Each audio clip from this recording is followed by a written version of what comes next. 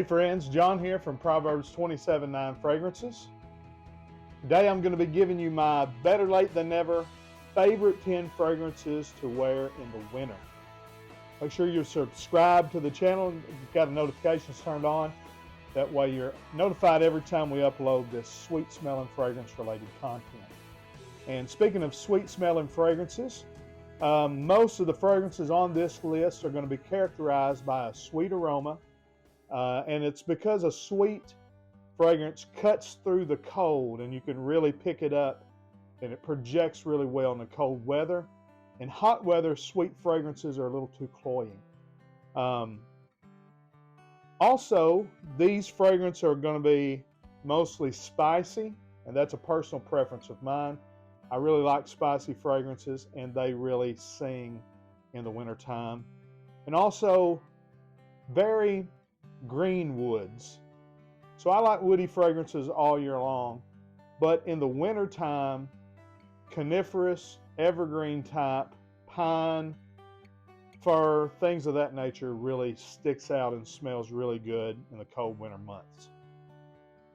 This is kind of put in the order in which I wear them most. So I'm not saying that number 1 is my favorite or that 10 is my least favorite. These are just kind of ranked from wear the most to least. I'm not going to go into notes on all these. I have reviews on all these fragrances. You can go check out the individual ones for all the note breakdowns and all that. And as you can see, I'm trying a different camera setup, different audio setup. I hope it looks and sounds better. And I'm going to try to do not a 20-minute top 10 video here. So we'll try to keep it short and sweet. I'm going to start with 2 alternate fragrances here. So these are not in the 10, but some alternative mentions. This one's an alternative mention, I guess, just because it's a clone fragrance. But this is Afro Leather by Maison Alhambra. And this is a clone of African leather. And when first time I smelled African leather, I loved it. I've had it in my Aura fragrance cart 1,000 times.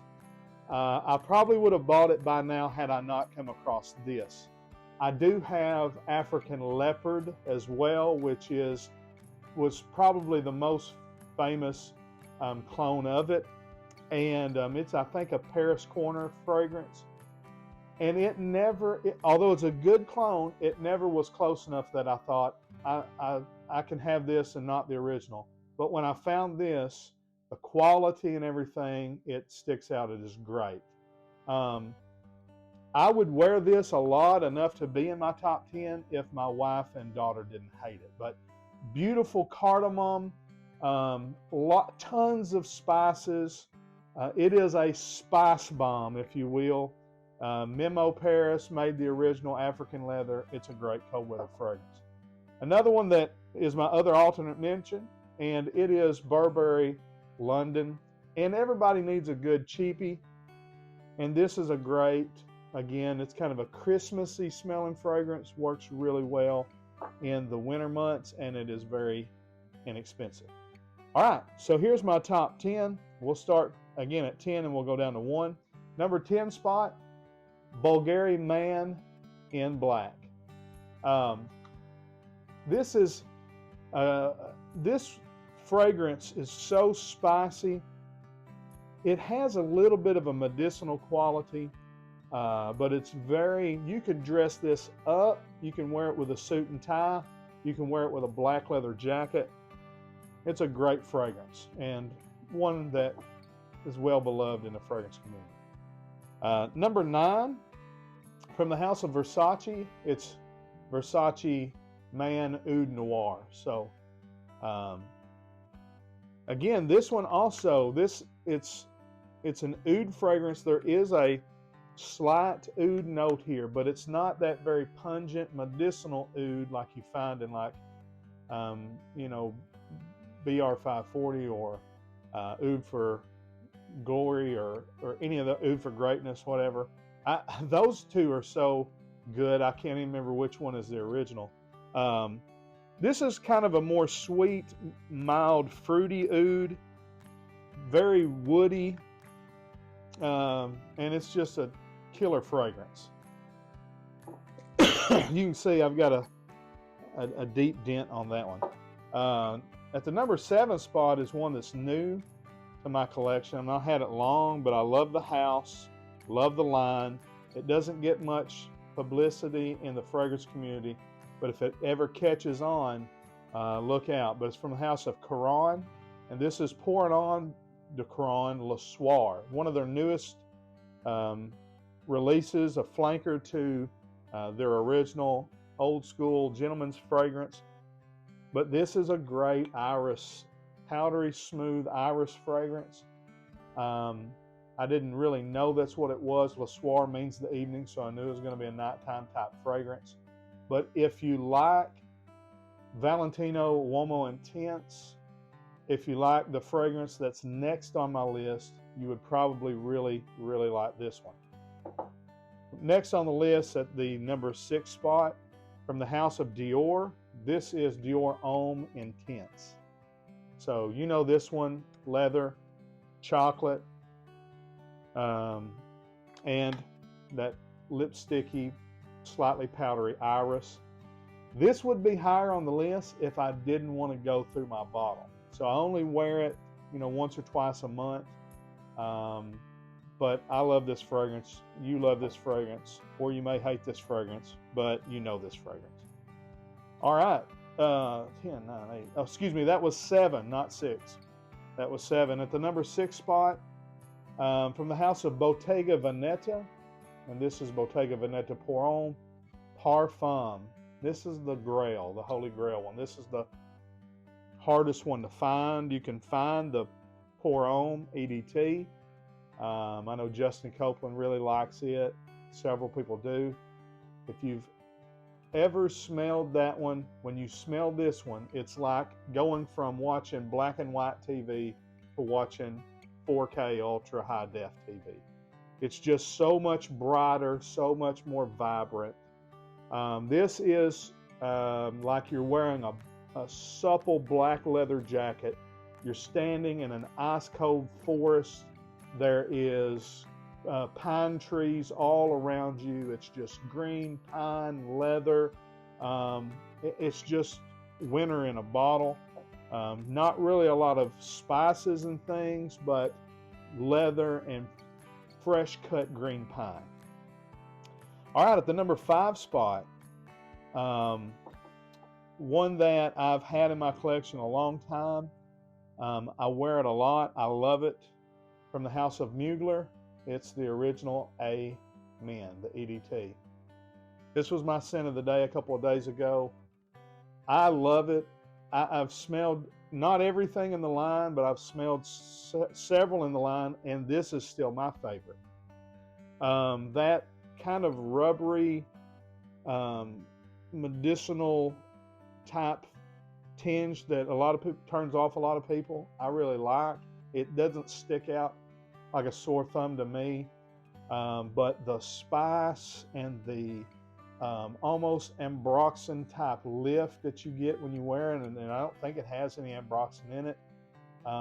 This is the original Gourmand men's fragrance. It's got a milk note, it's got honey, it's got coffee, it's got vanilla, it's got cacao, it's got all these different things working together. And I mean, it's the one that really started the Gourmand men's fragrance genre. So I love it, wear it a whole lot. It's number 5. Number 4, from the house of Halloween Man, it's Halloween Man X. Definitely inspired by this one. You can tell by the presentation, the color scheme, and you can tell by the way they smell. The only reason why I wear this one a little bit more than this one is because it's cheaper. But they're very complementary one another. Halloween Man X doesn't have that tarish, type rubbery note. So this is a little more mass appealing, a little bit more easier to wear, I'd say. But I love them both. They're very similar, sweet, tonka, coffee, different things of that nature. All right, the number 3 spot. And honestly, this is probably higher than it should be. I just love it so much, I moved it up. I don't really wear it third most out of this list, so you know, take it with a grain of salt, but it's only because I don't want my bottle to run dry. But it's from Viktor and Rolf, and it's Spicebomb Extreme. Again, most of you know this fragrance. I do wear it a lot. My level is under the gold, and so I'm going to have to be getting another bottle before too long. But it takes a DNA similar to African leather, the original Spicebomb DNA, and what it does is it tones it down, it rounds it out, it adds a beautiful vanilla note, just makes it more warm and rich and opulent, easier to wear probably than the original, much more higher quality and less screechy, although I do like them both, but that is definitely my favorite from Spicebomb. The number 2 spot, and I can say this is number 2, but really it's because I wear this line a lot, and I have most of them.